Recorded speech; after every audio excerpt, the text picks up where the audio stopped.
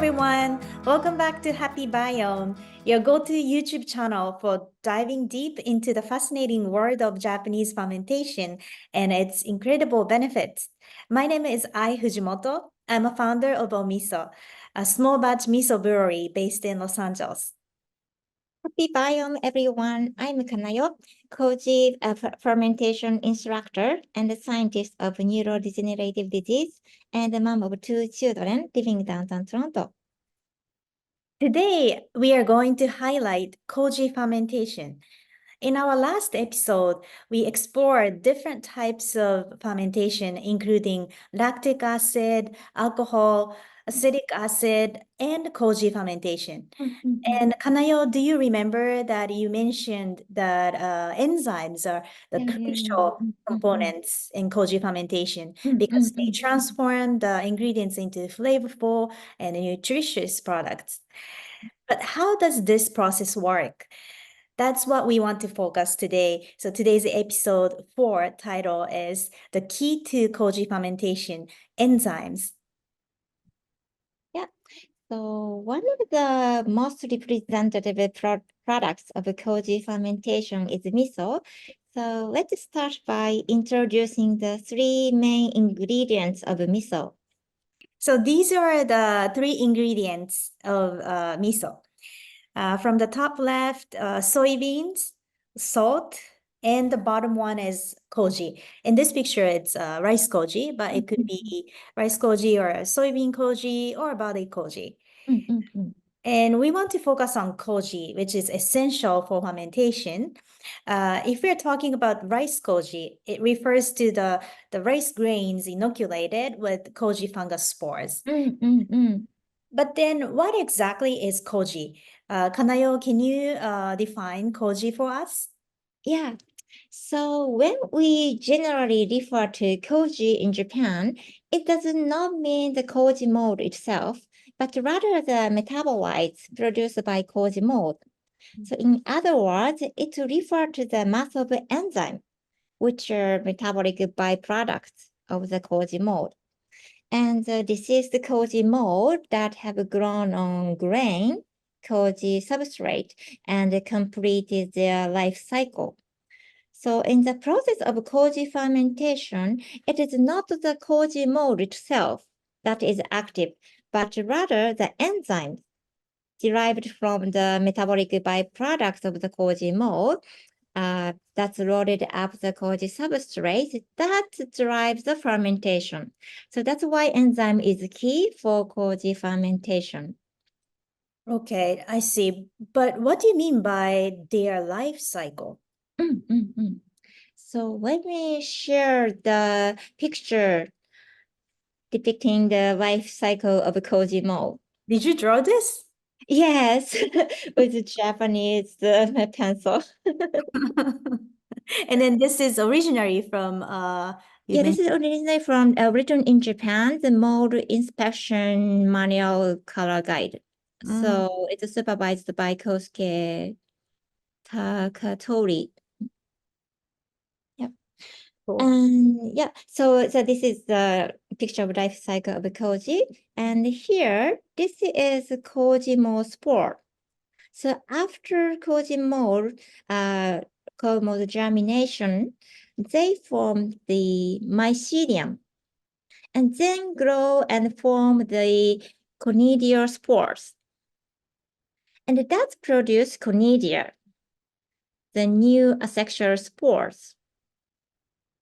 And then complete its life cycle.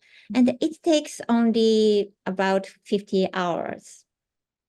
That's it. Very short life, it sounds like. So baby koji is born and grow up, live, and then they die, leaving behind byproducts. Yes. Yeah. And this is example of asexual reproduction. Nice. Yeah. So as we mentioned in the second episode, the koji mold is eukaryotic, like a human, like us. So we share similar metabolic processes. For example, the glucose is metabolized within the cytoplasmic matrix and the mitochondria. So through the pathway such as glycolysis, the citric acid cycle called TCA cycle, and electron transport chain.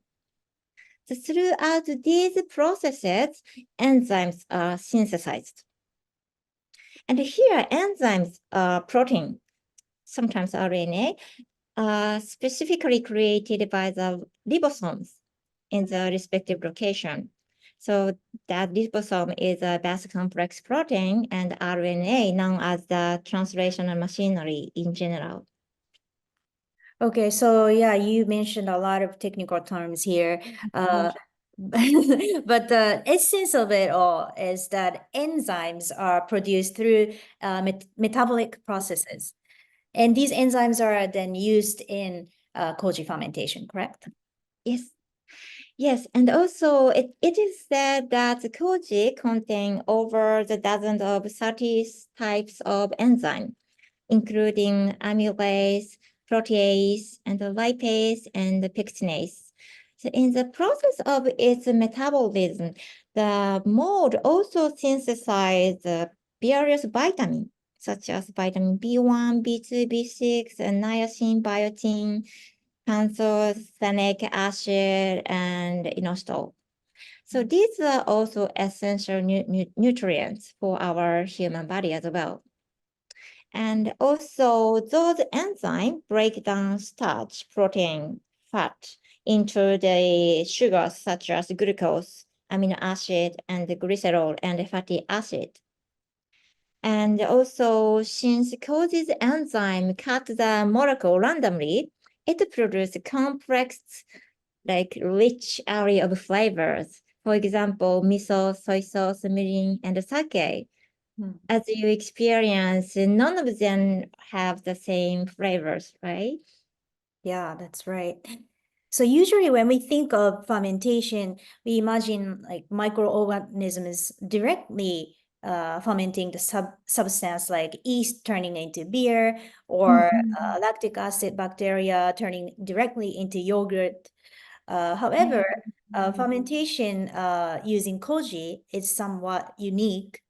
The koji mold doesn't ferment the substrate directly. And instead, it first produces enzymes as byproducts.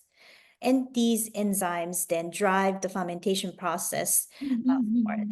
And this makes koji fermentation a bit special and unique, I think. Yeah, that's right. Also, with the help of Koji enzyme, basic lactic acid fermentation or alcohol yeast fermentation can greatly enhance the flavor of the ingredients. So that's beyond their natural states, like, for example, sake. So we'd like to talk in more detail about it when we introduce how to make sake in the future. Yeah, maybe we can visit one of those sake breweries back in Japan. Yes, that'd be great. Sounds good. So now let's go back to the picture of the ingredients of miso. And let's review the miso fermentation process, knowing what the koji fermentation is like. We have a better understanding now. First, dried soybeans soaked in water and then cooked and mashed. And then those soybeans mixed with koji and salt. And Kanayo, can you continue from there? Yeah, so when cooked soybeans are mixed with koji and salt, the enzymatic process starts and ensues. So the koji's enzyme get to work and breaking down complex compounds. So as we talk about what is a hapko in the last episode 3, the enzyme work their magic, right? They transform the compound to the new compounds. So here, for example, protein within the soybean are broken into amino acid by enzyme like protease. And this process not only enhance the flavor and umami, but also make the miso more nutritious. And the starch carbohydrates are transformed into sugar like glucose and fructose by amylase, and which add sweetness and depth to the miso. And also enzymes such as lipase go to work on the fats, and the fats are transformed into fatty acid, which contribute to miso's rich umami taste. So that's why using grains that are rich in proteins and fatty acids can enhance the umami flavor. I've fermented like azuki beans and lentils to make those like unique miso. And I mean like yeah, I can make miso paste like different types like grains, but paste. But they might not be as rich in umami, right? And on the other hand, like when I ferment chickpea miso, they seem to be more delicious for this purpose. Yeah, I think so too. Yeah, so in this process, once the enzymatic process is complete, the soybeans or other beans are left to ferment. And during this time, beneficial bacteria organisms like lactic acid and yeast can join the work and further enhancing the flavor and the texture. And then finally, the mixture is then aged for the period of time, typically several months to a few years. And that's allow flavor to deepen and mature. And then after this patient waiting period, delicious, flavorful, and nutritious miso is made. Like this. That's so cool. So even miso manufacturers in factories can't create exactly the same miso every time due to the complex interplay of various factors.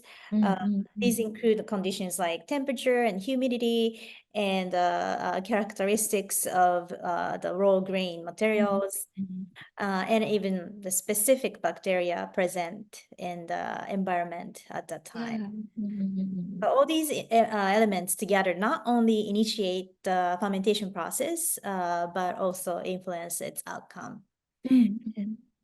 And I mentioned earlier that to make rice koji, the koji mold spores are cultured onto the rice grains. But where do those koji spores come from? Yeah, so koji spore, we call tanekoji in Japanese, are currently obtained from specialized koji spore companies. So there are only several companies that produce tanekoji in Japan now. So in the next episode, we will feature an introduction to these koji spore producer, and we will discuss the method of koji spore production and explore how people in ancient times without modern facilities pass down the koji mold to future generation for us. Yeah, that sounds good. Yeah, I know the Tanekoji, Koji spore suppliers, not that many, yeah, in Japan, and yeah, definitely I want to know more details with that. Yeah. So today, we focused on the importance of enzymes in koji fermentation, and we hope this content was very informative for our viewers. So to all our viewers, please continue to join us on this adventure. And if you haven't already, subscribe to Happy Biome, that's the channel name. And please continue, please hit the notification bell so you don't miss out on any of our contents. Once again, thank you for joining us today. Thank you, Kanayo. And until next time, keep cultivating your own happy biome. Thank you for joining us. Happy Biome. Bye.